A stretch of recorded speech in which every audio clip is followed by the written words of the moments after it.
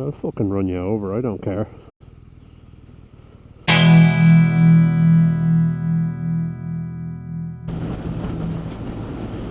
Oh, hello and good morning. And how are things? So something interesting Facebook does, apart from nick all of your information, is it shows you photos from a year ago and 2 years ago and 5 years ago and whatever. So this morning Facebook showed me a photo of this bike in the showroom 2 years ago. So it's about 2 years ago I bought the 1200RS. I moved to the RS from a GS, and I promised for a little while afterwards I'd do a proper walk around video, and I never did. So I'm going to do one, and I'm going to also have it double as a sort of a longish term review of the bike and how it's been and how it is and etc. So stick around for that. And so to give you the odds and ends of the bike itself, it's a 2015 1200RS. It's a liquid cooled version. It's the Sport SE version, and so even though it has a load of S's in its name and the word sport in its name, I wouldn't consider it a sports bike as such. It's still very much a touring bike. It's got the big opposed twin engine that the GS has, although it's a different tuning, and it's noticeably different than the GS in terms of pickup and etc. And I think the only difference with the Sport SE from the regular one is possibly just the paint job. It's lowered a little bit, so it can be quite low. I found when putting it on a side stand, you want to make sure that there's a level bit of ground, because even if the side stand is on is like an inch or so higher than the ground the wheels are on, the bike can be a bit ropey in terms of whether it's just upright and it's going to fall away from the side stand. That's one thing. That's one sort of thing you notice pretty straight away with the Sport SE model. As far as I know, the regular RS is okay in terms of side stand usage. You know, I've noticed it, and I've also noticed that if you want to buy like a side stand extender or a side stand, I think Funderlich and one of those lads do a sort of a side stand shoe where you can buy like a thing for if you're putting it on muddy ground, or if you want more area on the bit where the side stand goes, and even adding that few millimeters onto the side stand is probably a bad idea. So it has a center stand. I had that put on before I bought it, and I had the spots put on before I bought it, but I'm getting ahead of myself. Let's have a look.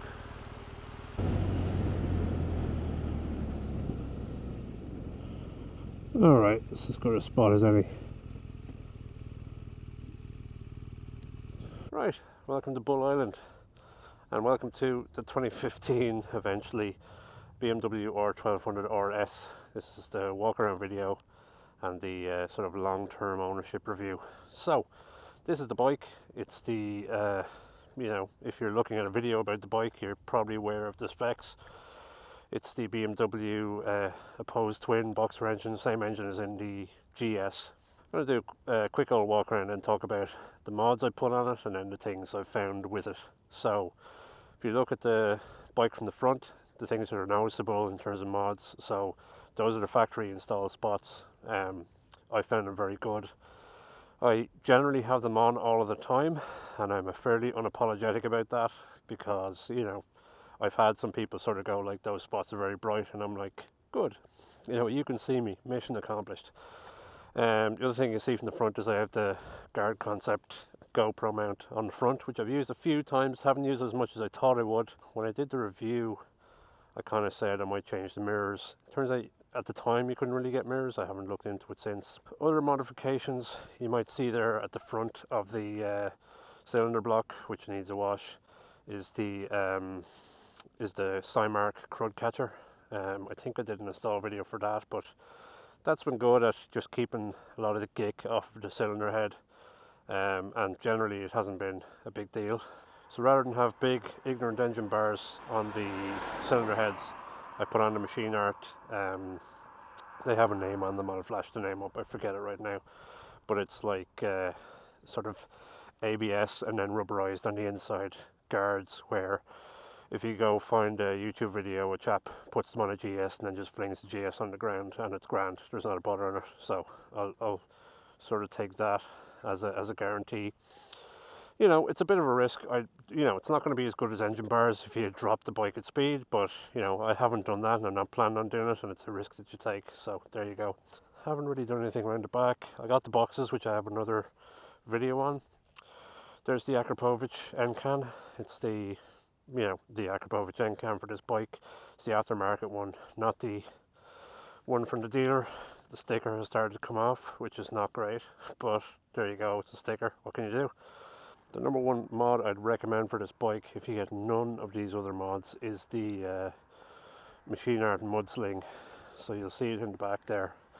It's a big old ABS jobby up against the back rear wheel, and it basically keeps all the shit that the rear wheel throws up from off of your spring and your bits towards the center of the bike. So as you'll see there, if you can see, the spring is basically spotless. You know, a lot of the collectors, going back to the can, are spotless. A lot of the electronics that are in there and everything is, you know, it just doesn't have gick thrown on it. You can keep the bike kind of clean, but even getting repeatedly dirty and then clean is bad for this stuff. Hello, bus.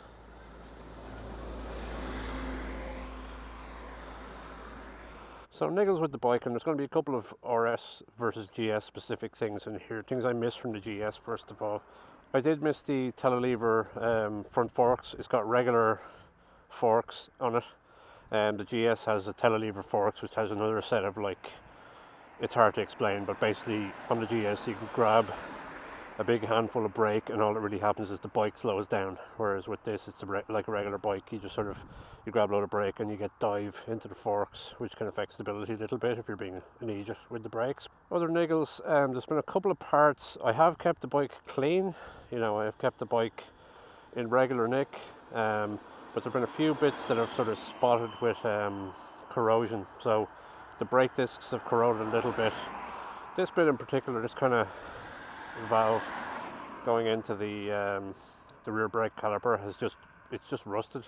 I'd like to think that I keep the bike up fairly regularly, like I put ACF 50 on all the sort of metal parts that I can think of, and I keep them clean and all that, but you know, the bike's been outside under a cover for the last few months, and maybe that's exacerbated it a bit, but you know, you'd think that it would sort of keep itself to itself. The collectors and the can and everything is all spotless, it's all grand, it's just these parts. Things that have gone wrong with it, nothing's really gone wrong with the bike. The only thing that's kind of gone particularly badly is, when I was off touring it and I was on the road for hours and hours a day, one of the sort of pins in the back of the windscreen sort of just shook out. There's like some pins, big stubby pins that go through, and some circlips. There's actually more of them up here, and the circlips kind of fell out somehow, and then the pin just kind of fell out somehow. And I know it doesn't actually affect the function of the shield, but like if a circlip can fall out and a fucking pin can then fall out, it's not good crack. Like, you know, that might be something more essential than your windscreen someday. So that wasn't impressive. I'm going to see if I can get them to just fix that for me.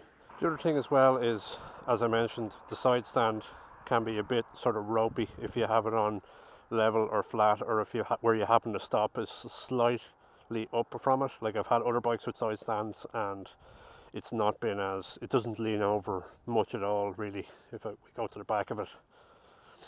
Like, the bike is still fairly upright even though it's on the side stand, so that's kind of not great. As for how it runs, I really can't fault it. I've started it in -5 degrees first time, and it sort of wants to start for a new enough bike and a bike with a big engine. In terms of running, it's never had any sort of bother whatsoever. You know, starts every time, goes like a train. Another sort of model related niggle I might have is the availability of sort of modifications and parts and all that sort of stuff. One thing to watch out for is if you have the factory installed spots, a whole load of other stuff becomes not compatible where it is listed as compatible. So in particular, Machine Art do a sort of front crud catcher or front sort of guard, which doesn't go on if you have the spots. A lot of the radiator covers you can buy, the aftermarket ones, doesn't go on if you have the spots. I think the spots are still worth it, just bear that in mind if you're going out buying a load of parts for it. Like, just make sure it's compatible with the spots in. Aside from that, obviously the hit you're taking is there's not as many parts available for this, or aftermarket stuff available for this, as there is for the GS, and that's like clearly going to be the case. The GS is, I think, like the world's most popular bike at this point, or some mad statistic, and so this is the same engine and a similar frame, but it's just kind of the red-headed stepchild of the range at the moment. Like, people who are on these or who want something sportier than the GS are generally going for the XR these days, and so I haven't ridden an XR, and I'm sort of dreading the day when I do, because I might sort of say, oh yeah, I'll have this. I just prefer, I love the Boxer engine, I really do.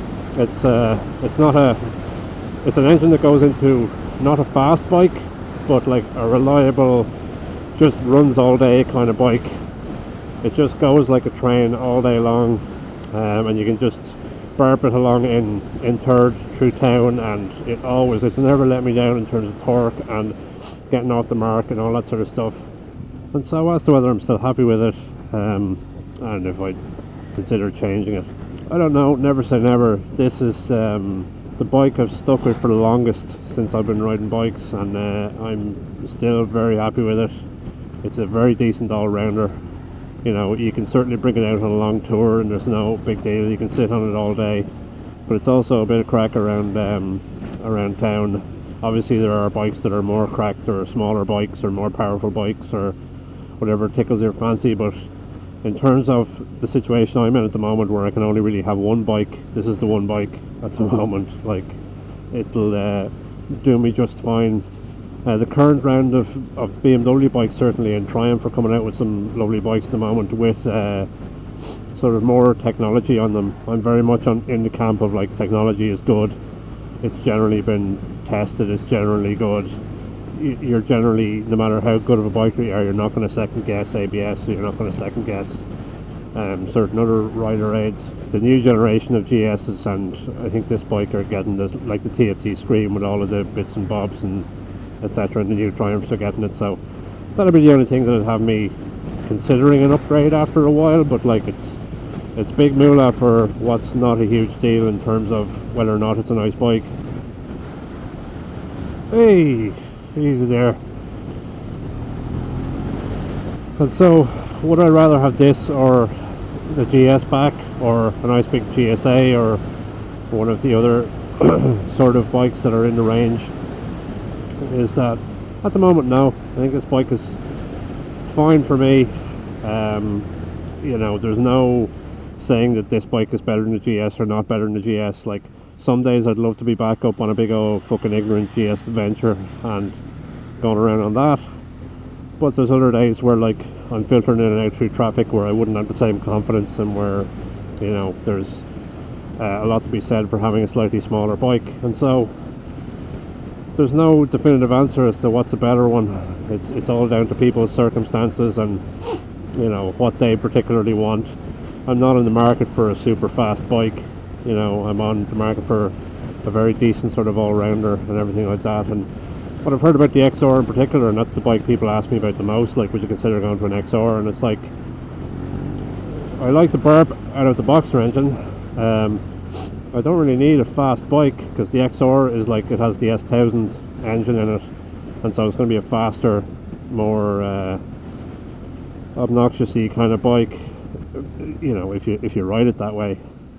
And so I'm not jumping out of my skin to go test ride one and see if I want one, especially since with house stuff going on, I can't fucking afford one right now. So maybe next year I'll think about it, but for the moment, it's been 2 years on this bike, and it's been a fantastic 2 years. I've been very happy with it. A couple of tiny niggles, but, you know, if you think about the niggles that I brought up, in the grander scheme of things, they are not major ones. So I've been quite happy.